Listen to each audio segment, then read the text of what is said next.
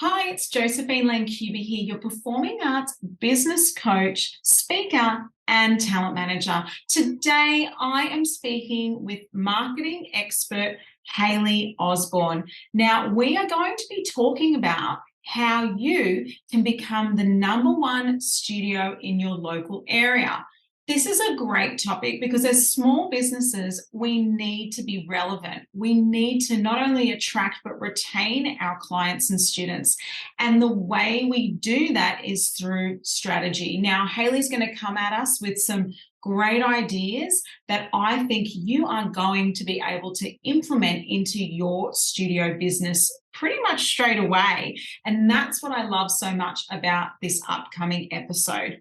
Now, Hayley left the corporate world with a backpack filled with 15 years of knowledge on social media, brand strategy and marketing, along with a huge passion and purpose to empower business owners and entrepreneurs to build and market their brands strategically and authentically. And what I love about Hayley is that she has so much experience working with not only big business, but small business as well. So I think there's a lot of goodies here. And, we talk about becoming the go-to studio. We talk about becoming locally famous. And I really think it's important to have some tangible ideas and strategies around how to actually achieve that. And that's what we discuss in this episode. So I think you're definitely in for a treat. Hayley says, I've arrived to inspire you to be the best version of yourself and therefore the best you can possibly be in your business, taking the stress out of marketing and social media so you can focus on the business aspects you love. Now, as creatives, it's so important that we do continue to focus on our passion and our love for the arts. So, to take that stress out of the marketing process is such a big deal, such a big deal. And, we're going to explore that a little bit as well in today's topic. So here we go with the show. You know what's next. Hayley Osborne. Let's kick it off. Hello, it's Josephine Lancuba here, your performing arts business coach, speaker, talent manager, and mentor. I'm excited because today I'm in launch week for Talent Manager Bootcamp. Talent Manager Bootcamp is a course that I created to bring the studio owner to talent manager in 8 weeks by providing the industry insights and the theoretical and practical knowledge you need to create your very own in-house talent management service. Imagine providing opportunities for your students in TV, film, theatre, commercial work, on stage, and more. It is totally possible. How do I know? Because I've been doing this for over 7 years in my studio and have an in-house talent management service. Plus, for the last year, I've been training other studio owners to create their own with success. I believe you can do it too. It's not rocket science when you know how. So let me show you how. And that is through Talent Manager Bootcamp. Now, if you're interested, please jump on the website to learn more. That's josephinelancuba.com/TMB, and I'll provide the link in the show notes as well. Now, this is strictly limited and the doors are only open for a few days between February 21st to March 1st, 2023. And it won't be back for many, many months. So if you want to do this, now is the time. What are you waiting for? Create your dream studio and amazing opportunities for your students that will create a buzz within your studio walls. Let's do this. Talent Manager Bootcamp is the way. Check the link in the show notes and join me and a bunch of great studio owners who are aligned like you in this amazing online course experience. Okay. Enjoy the show. Hey there, I'm Josephine Lancuba and you're listening to Business, Arts and All That Jazz. I've been immersed in the creative business world and performing arts industry for over 20 years. I know from experience that being an artist, a creative, or running a creative business can be a tough gig, but I'm here to tell you it's possible. I went from having $0 to my name and living below the poverty line to then living paycheck to paycheck, to finally living a life of comfort, happiness, passion, and even stability. In this podcast, I peel back the curtain and share with you the ups and downs of my journey. Plus, I tap into the minds of creative industry experts to discover their paths to success. I know you have a spark inside of you, that little voice that tells you to reach for the stars. I want to help you step into your limelight, to have the courage to live a life you dream of, a life that you design. So get ready to be entertained and inspired as we talk business, arts, and all that jazz.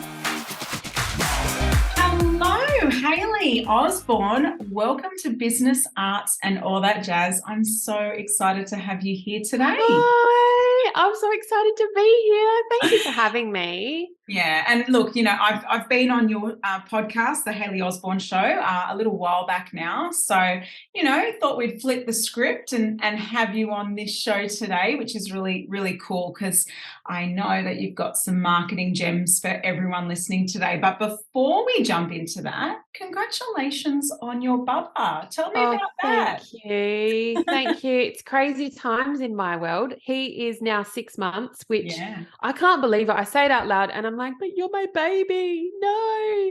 So he was born in August last year. And, the beauty of being a business owner is that you can do these things in conjunction with each other, and they're a lovely blend.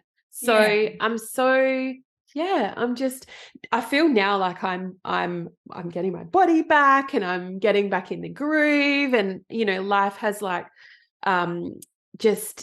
what's the word? It's just all like evened out, and we're in a beautiful routine now. I have 2 kids. So my eldest little boy is 2 and 6 months. So you're 6 months old. So he's 2 and the other one is 6 months. So I'm in crazy land of just. You're in the trenches, my friend. Yeah.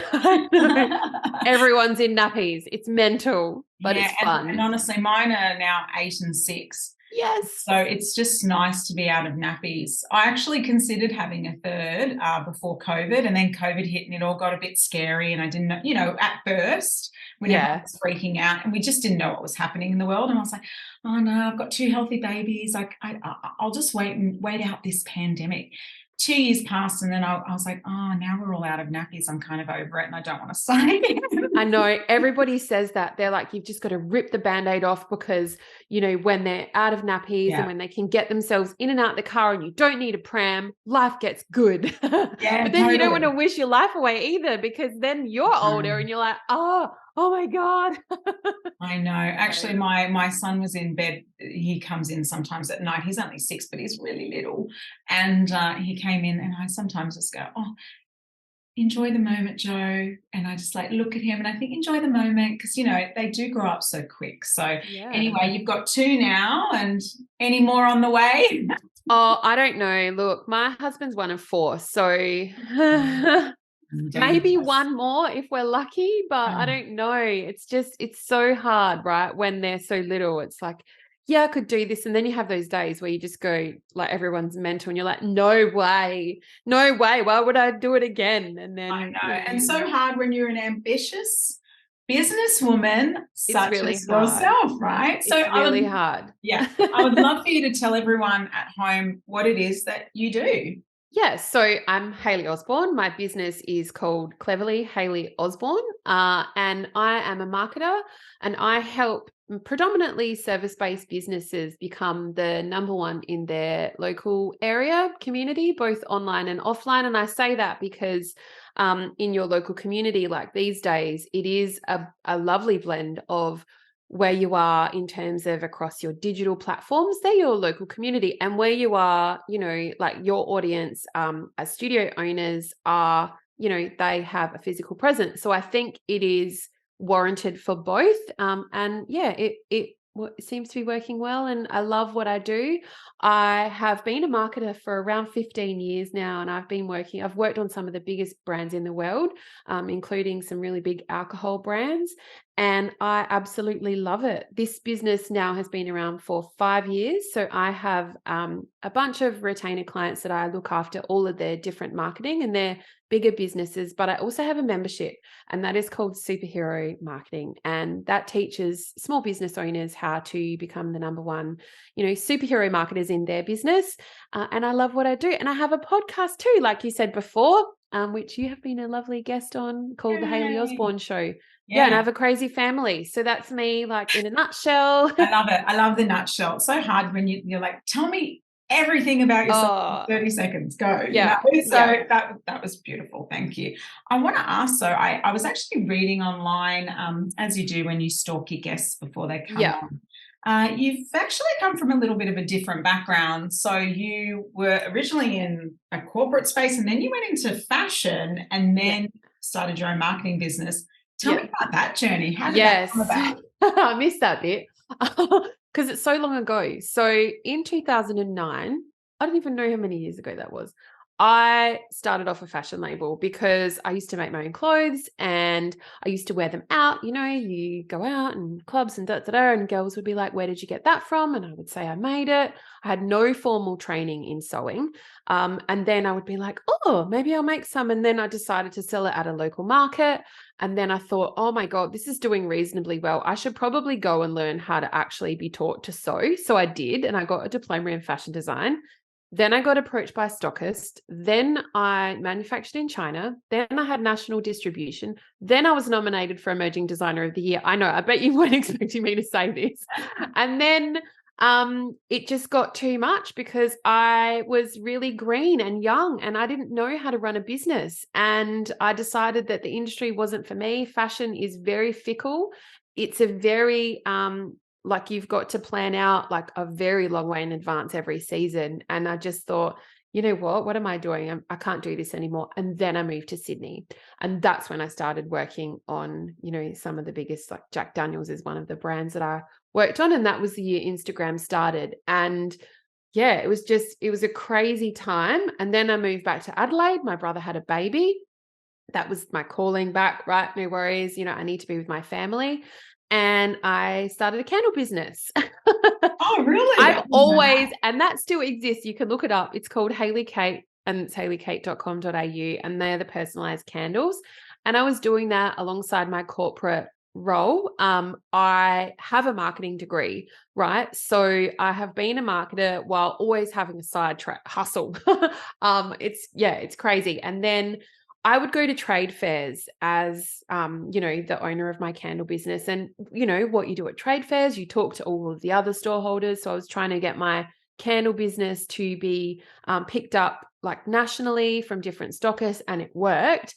But I had business owners around me saying, "What do you do? Like, is this your full-time?" And, the marketing thing came up, and this is what I do. And at that time, I was working in state government. I headed up the lead agency for foreign direct investment as a marketer. And then I started getting marketing clients come on board based on not what I was there for, which was my candle business. But so I had international clients, some in New Zealand, some in Sydney. Like, I was helping them with their marketing because I was really good at it. And then along the lines, like, my family were like, "You got to give this a red hot go on your own. Like, you can't keep, yeah, I wasn't married. I didn't have any kids, and I was just smashing it. And then I thought, you know what? It's either now or never. So that's when I went out on my own, and I haven't looked back. And I'm really lucky to work with some amazing business owners. And now I'm talking to you. So I just feel Yay. so lucky. And, it's not luck. I have to pull myself up on that. It's not luck. It's you forge your own destiny, right? You work so hard as a business owner, put yourself out there, and now Yeah. we are And I connected. can see that. I mean, just from your online social presence, that you're always innovating, you're showing, dynamic energy, you're really showcasing your personality in your social media. And I think that's a really key ingredient to having people engage with you.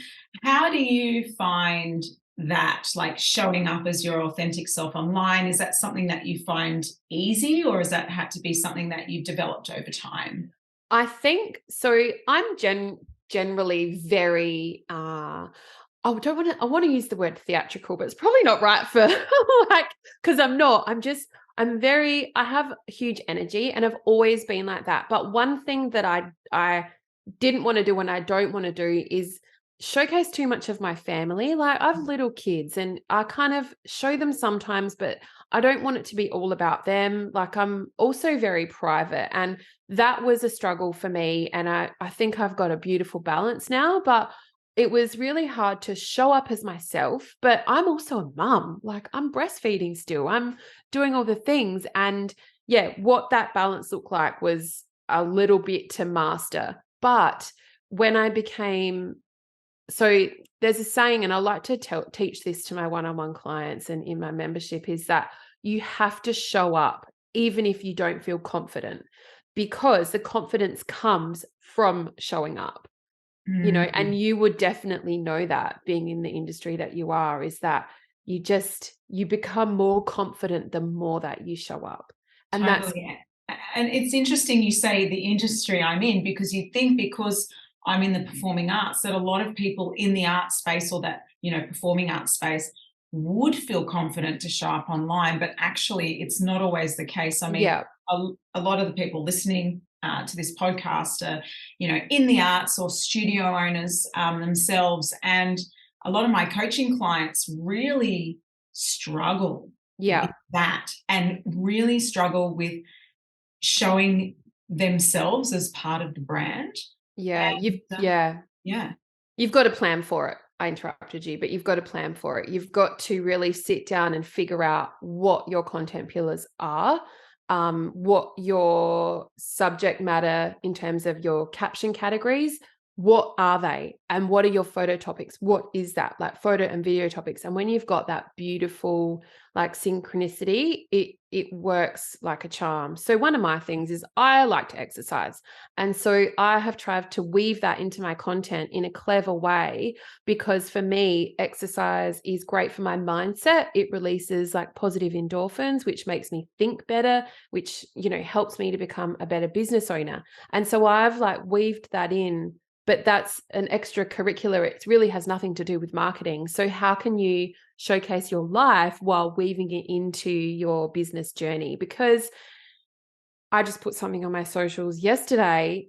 If you have their attention, you have their sale, but you've got to figure out what that looks like for you.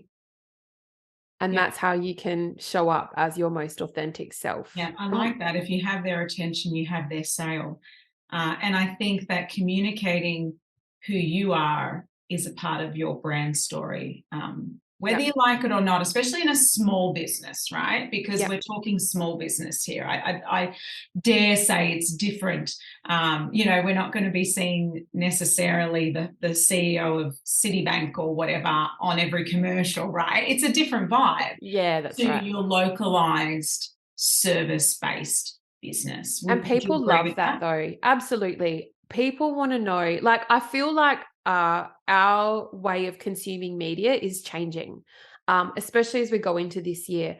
It's becoming, we want to see real stuff as consumers. We don't want to see like too much corporate ism. Is that even a word? And I think COVID had a lot of like to be thankful for that, because you saw like brands, like big brands like Adidas, going back to basics and having like user generated content in their socials, because it became hard to have these flashy commercials. And so, for us as small business owners, it's awesome. And, we are nosy as consumers and we want to see what's going on. And again, when you have their attention, you can have their sale. There's no reason why you can't. You've just got to decide what you're willing to talk about and what you're not willing to talk about, and how you feel comfort in doing so.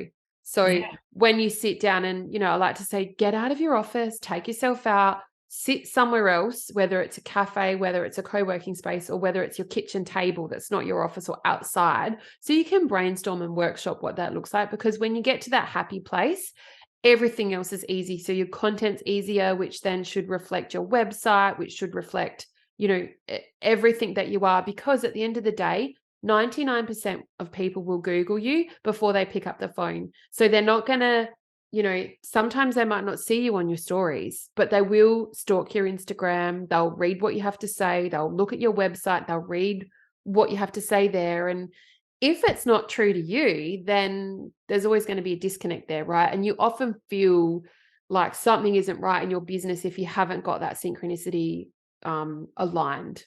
Totally. And I think there's something to be said for knowing who you are, in the sense that what it takes for you to show up. So for example, back in the days, I used to always feel like I had to wear makeup and have everything done and perfect before I hit record. Yeah. And that stopped me from showing up. So now I just show up. And okay, yeah, I'll make sure I've got a brush through the hair so I don't look like like I've rolled out of bed, of course. Put on a decent t-shirt, but it doesn't have to be a blouse. Like, my point is, I know for me to show up, that means that I don't have to be glammed up. I just need to hit record and I need to do the thing. So and nobody cares if you glam or not. I put lipstick on for you because I put lipstick on for you too. You've got red, I've got hot pink. All that jazz, and I wanted to be like my neon, and I'm wearing a t-shirt and I'm wearing like shorts. Well, I actually used to not. I used to be so sure that I hated pink. For anyone listening, I'm wearing a shirt that actually has a big pink rose on it. Yes. Funnily enough, it's Belle from Beauty and the Beast. It says, "Like a rose, I stand tall." So but anyway, good. And I've got hot pink lipstick on, but I never used to do pink, even just a year ago. So I hate pink, I'm not going to conform to the most popular female color. Anyway, and then I realized I actually did like pink, and that I had to give myself permission to conform. You know what? I felt exactly the same way. I'm not kidding. So if you my social media, my whole brand, everything, I was like, I'm not using fuchsia and I'm not using pink because I want to appeal to men and women. And that was my thing forever and a day. And then, I had babies, and, I'm a girly girl. Like I like my band t-shirts as well as being a bit grungy and like whatever. But then I thought, you know what, if I'm being true to me, you'll start to see some fuchsia in my brand. And if you look at my socials now, I have a weekly series called Marketing Gossip Superhero Styles. And every week I go live on my Instagram about something. And it's, a 5-minute nugget of something that you should do in your business to help you, raise more awareness and get more sales. And that is a fuchsia background, because I was like, no, I think I need to own who I really am. And that just brings me on to say, it's okay to change your mind about things. It's absolutely okay. If you're going down the road of, my brand looks like this and you're so structured and rigid, like, it's your business. You decide what it looks like, how it sounds. If it's not right, you change it. And no one will remember because then you just go to market with the new thing.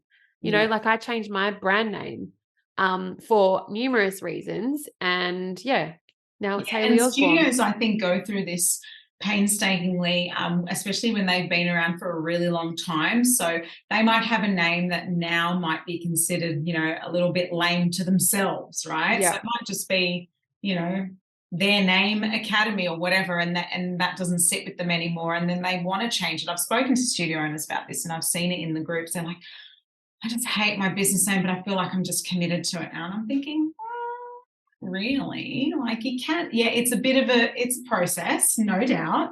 Oh, yeah. But it might be worth it if it doesn't sit with you, because you have to love your brand, right? Or do you? Yeah. Yeah. Oh, no, I think you do. Otherwise, I've seen it. You become really disconnected. You don't know how to show up anymore. You can't just get on your stories easily and be like, blah, which is what they require, because they're like transient. Within 24 hours, they're gone.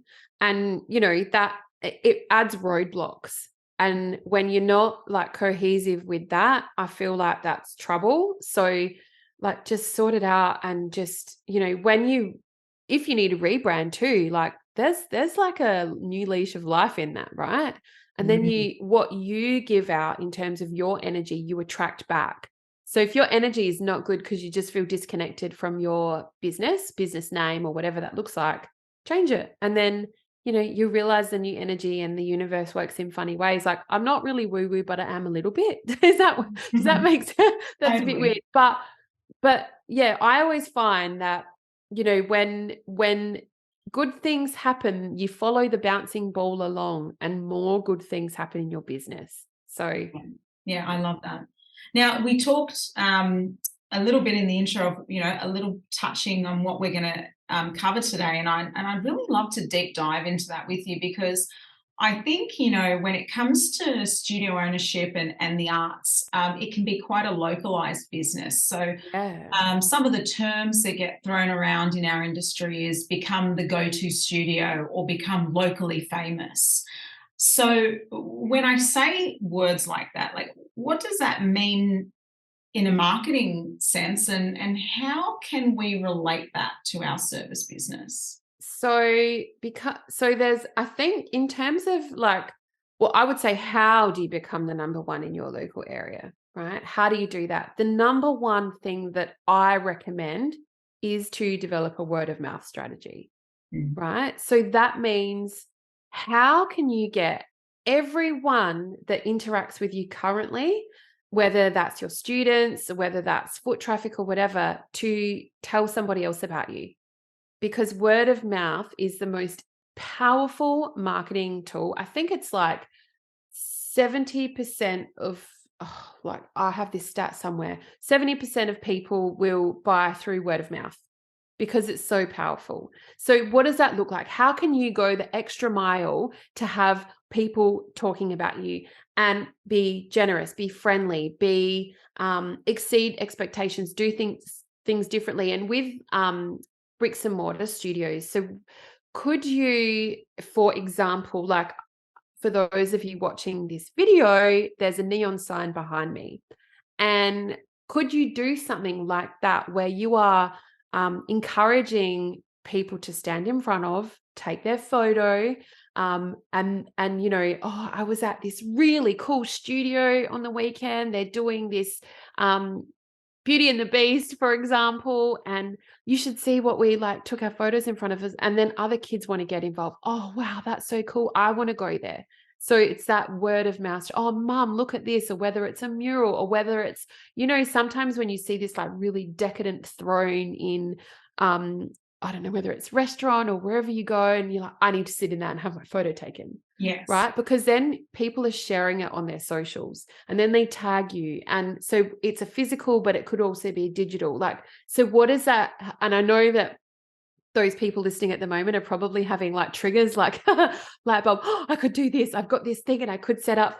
And, there's so many things that you could do for that. But again, be lovely, be generous, be kind, exceed expectations, whether that's a physical thing that you can kind of build into your studio, or on the outside, whether it's a mural where you're encouraging people to tag you, and it's just that wow factor that is like triggering a memorable experience that will get people to talk about you. That is your word of mouth strategy, but you have to physically do it to, act on it, to activate it in other people. The key that you've said here, and I really want to hone into this, because studio owners often talk about, oh, word of mouth, that's my best sales tactic.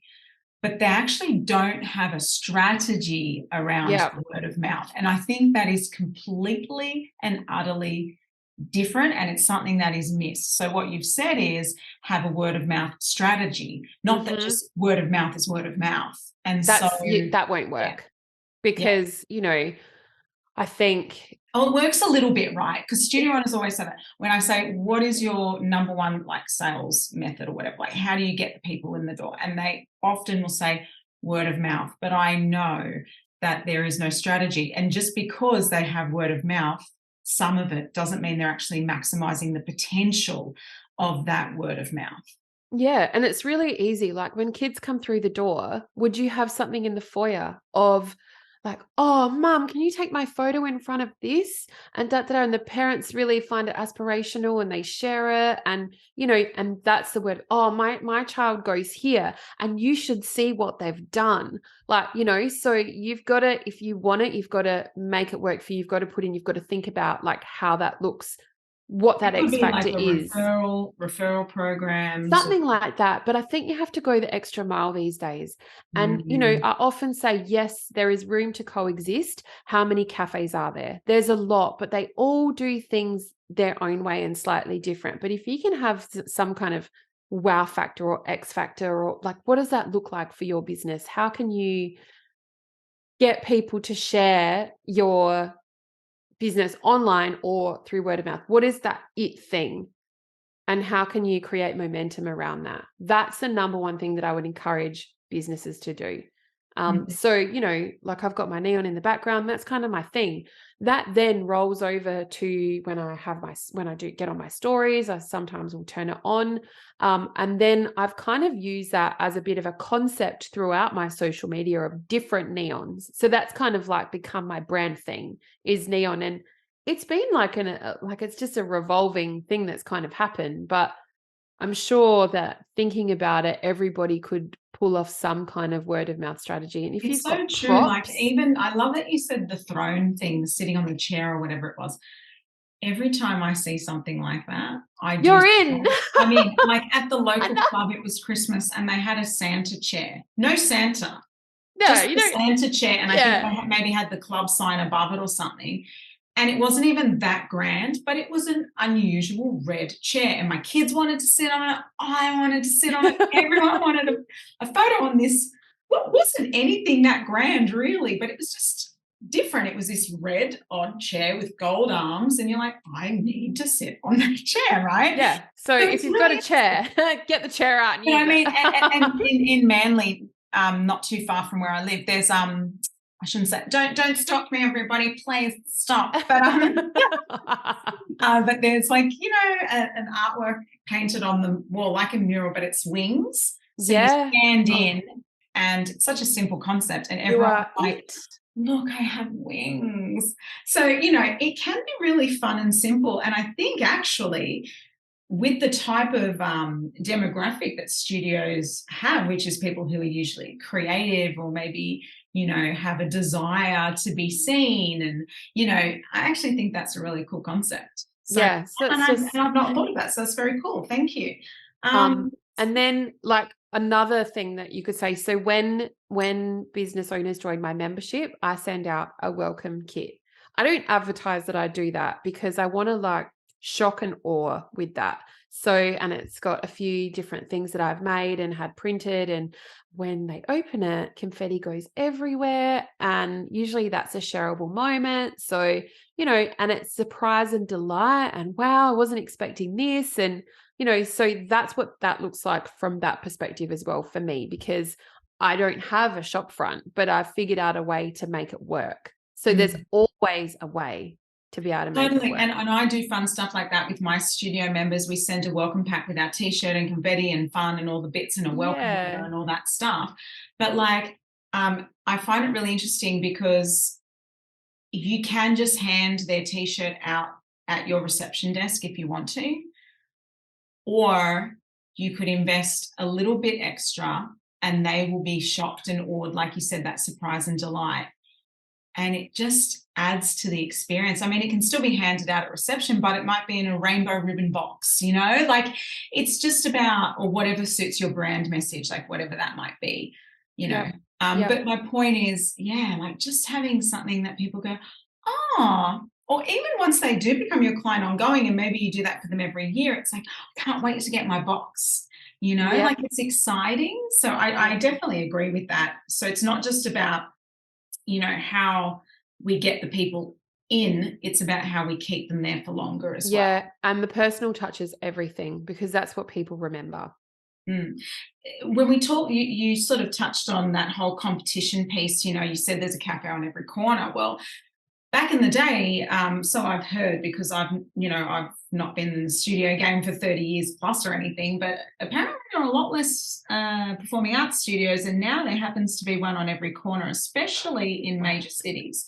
Regionally, maybe not as much, but there's still competition like we haven't seen, a decade or more before. So when we talk about being number one in our area, how do we overcome the competition as well? I think you just have to get smarter. I think that's where you have to upskill yourself as a business owner. That becomes your competitive edge, because you don't know what you don't know, and what got you here won't get you there. So I think that you need to invest in, as studio owners listening to this, into people like yourself, so that you can get better at and have that competitive edge. And, the more you learn, the more you know. And that's what I've found. Like, there is a lot of people that do what I do, so many, but people want to work with me for particular reasons. They love my energy. I showcase my knowledge a lot on my social media, by having a podcast. Like, what does that look like? And if you don't know how to do it, invest to learn how to do it. I think that is definitely what sets you apart.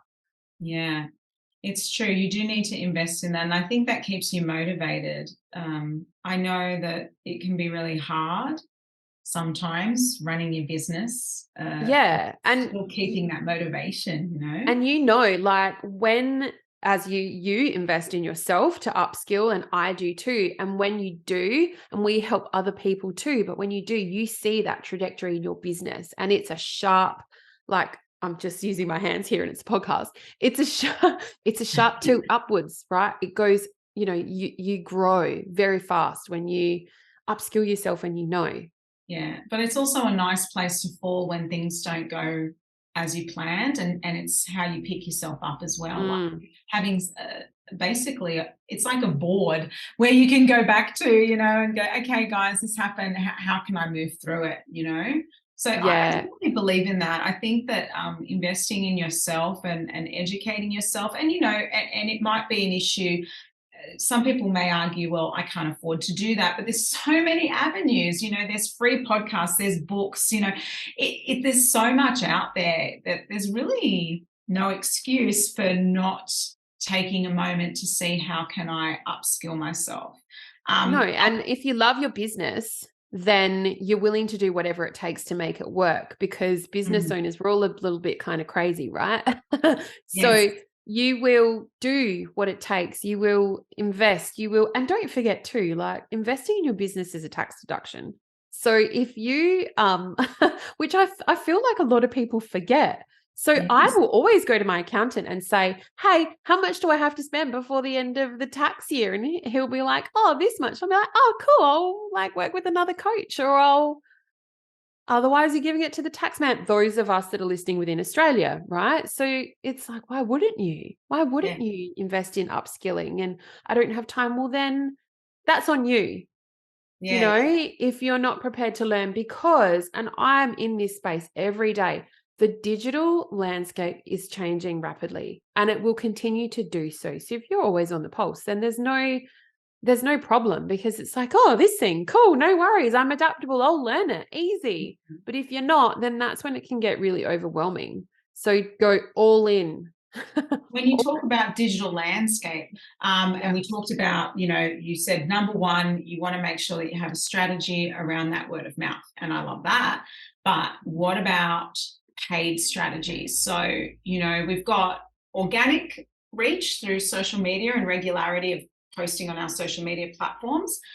And then there's paid advertising. So do you think that there is a benefit for a local business? So we're not talking about Adidas. We're talking about someone who's in a suburb building a local place.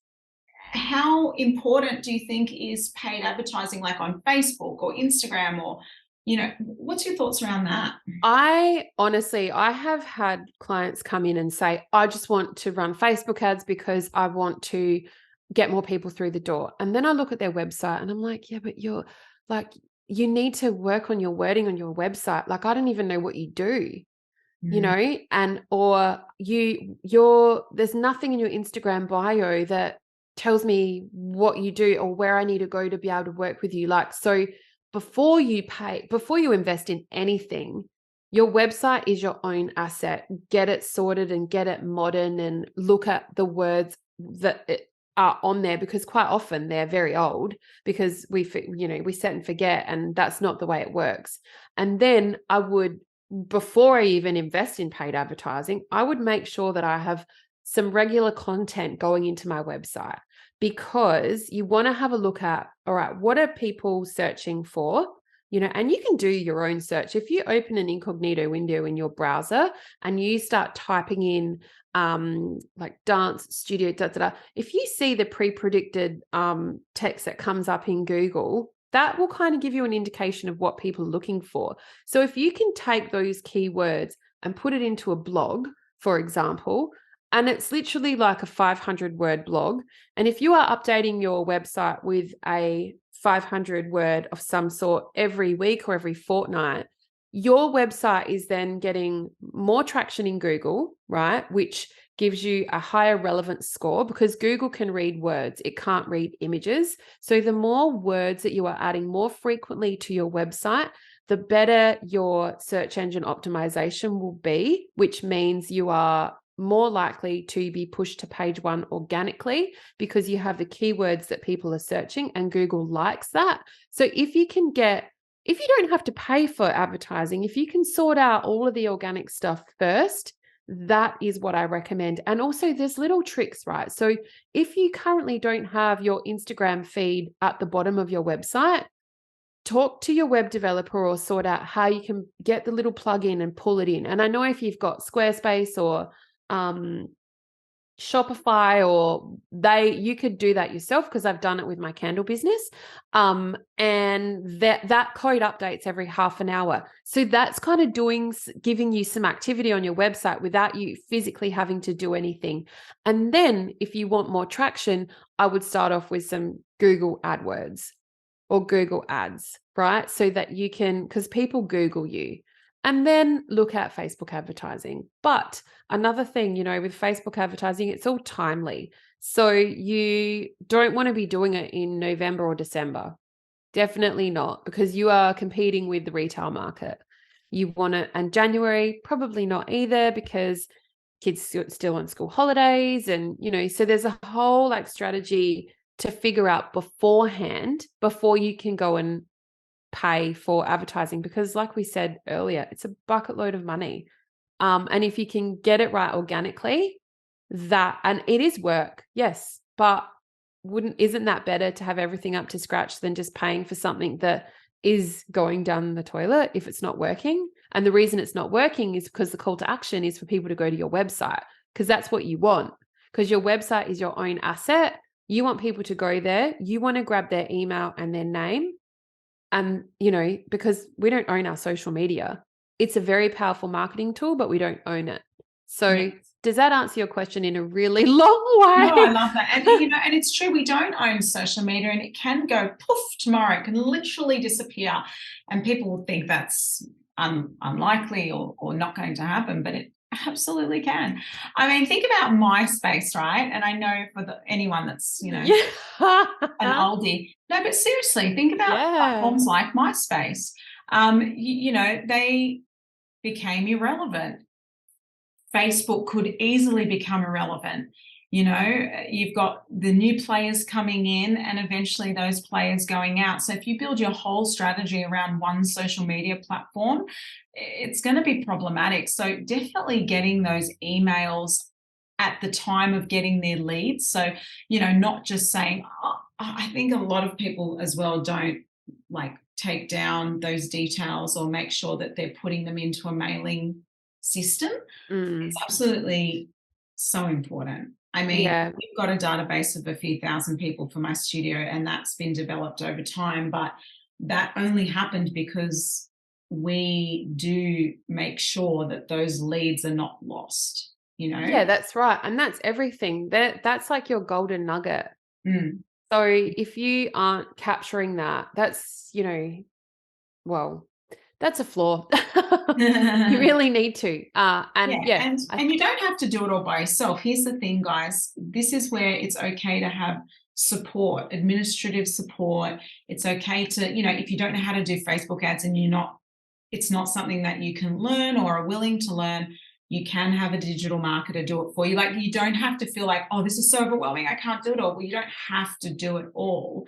You just have to have a strategy in place. And if part of that strategy is delegation or outsourcing, then that's part of the strategy, Yeah, I've come to learn and lean into that more as I've every year as I go in my business, because I mean, I dislike doing my bookwork and my accounting. I honestly don't like it. And so now I have a bookkeeper that keeps me accountable and does everything. And I love that. And I don't have to worry about it. I'm not spending Saturday night like 5 hours doing reconciling X, Y, and Z, because they do it.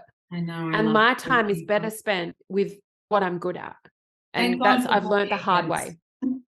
Yeah. Thank goodness for bookkeepers. I can honestly say that. Yeah. Yeah, I didn't have one over 2 years ago. I didn't have one, and now I do, and I love her. And I Yeah. don't know what I did all my life. Really, it's the best money spent. The amount of hours I used to spend doing bookkeeping, and quite frankly, it's definitely not my zone of genius. And who knows if I stuffed up things or like, Oh, I have feel no the same idea. way. Yep. And it's the No same. idea. Yep. It's the same with, if you like yourself, if people need help with their studio, why go it alone? Why go it alone when you can have the support of people like yourself, where not only do they get to learn from you, but they get to meet other people and develop a community, right? Because two heads are better than one. And Now, you've got to see it that way. oh, totally. I have a question actually that I want to know for myself. Yeah, tell me. Ask away. I'm here. I'm Okay. at your disposal. Hashtags. How important, like, is hashtagging still a thing? It is. It is. I think last year it was like, okay, Instagram came out and said you only need 5 hashtags with your social media posts, but they're allowing you to still have 30. So use 30. And what they do is help you become discovered still. Can I ask how you find the best hashtag? Like, so how do you find the right hashtag? Like, is it the most popular hashtag? Like, I don't even know. No. Okay. So there is a program that is a hashtag generating program called Flickr. FLICKR.com. I'm pretty sure that's how it's spelled. If you type that in, it'll come up. Yeah, I've seen Flickr before. Yeah. That's what it does.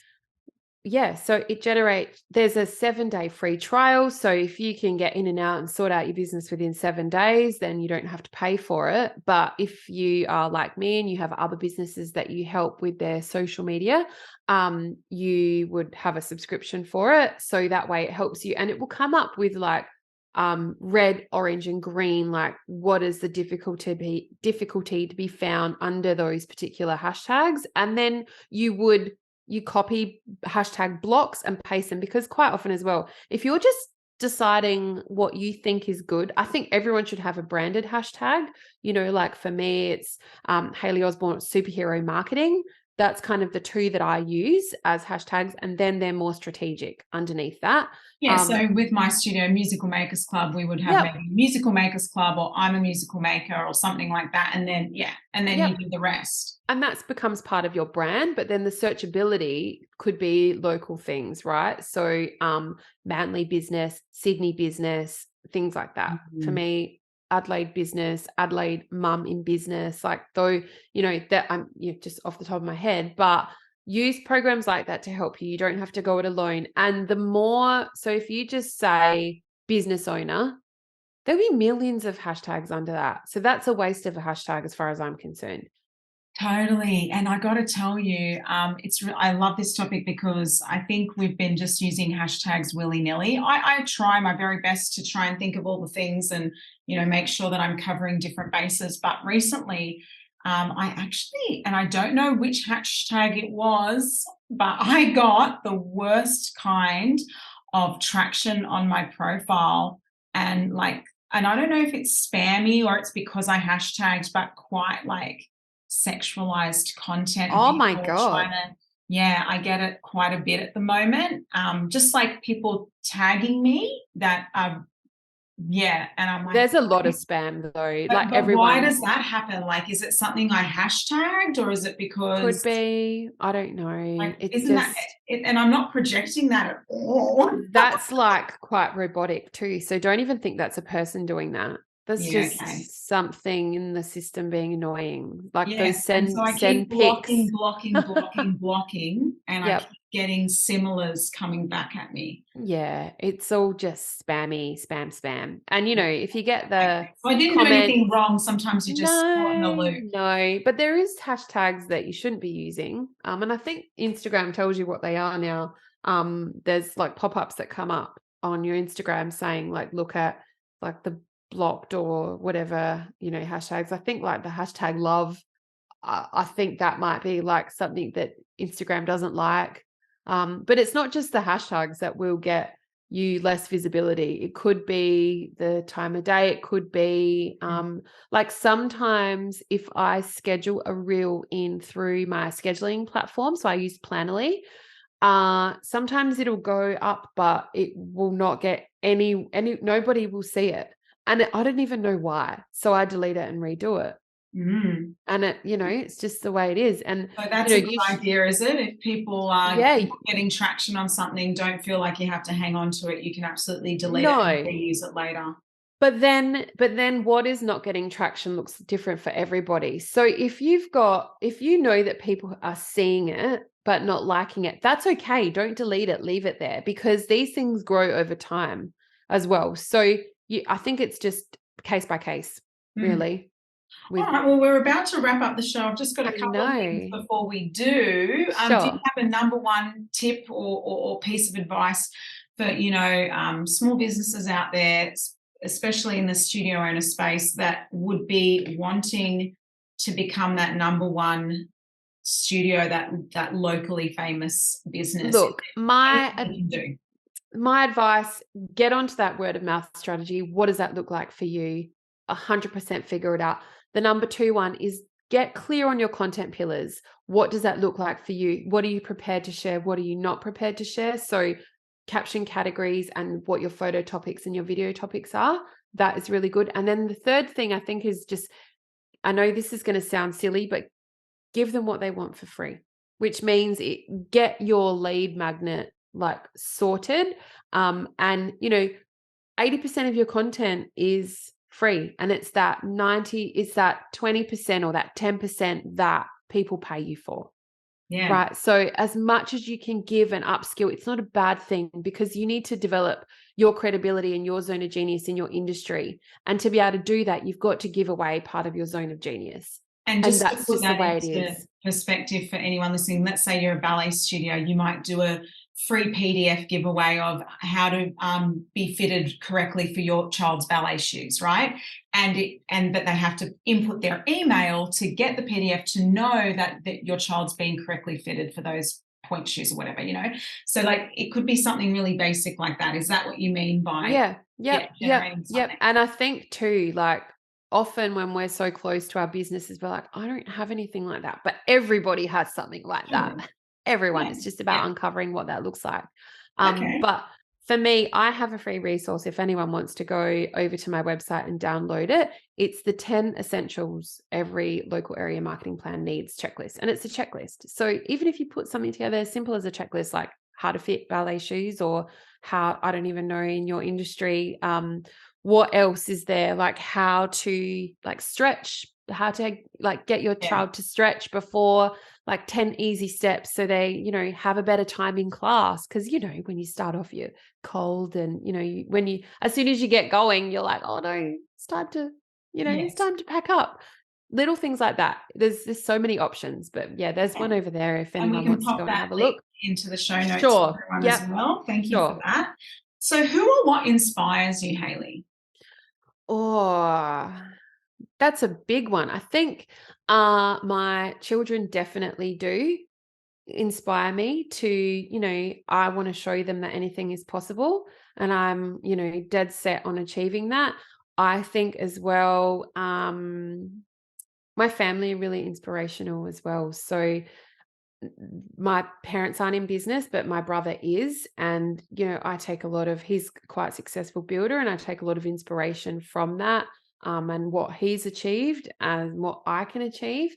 And then, I feel like what I see and who I attract over my social media, you know, so inspirational on what can be achieved and what can be done in this world, because let me tell you, if someone else is doing what you're doing and they're hugely successful at it, there is a market for you to be hugely successful at it as well. And, that's everywhere. So that's kind of also where I draw my inspiration from. And I am a very, very big self-motivator. So, I just need to go for a run and I'm like, right, let's go. Let's do it. Let's do this thing. And done is better than perfect. That will be my parting remark. Done is better than perfect. I like it. So what's next? Have you got anything on the horizon? Yes. So I am kind of penciling out what a book looks like for me. So I would love to write a book, and I'm just I would love to become an author. That's the next thing for me.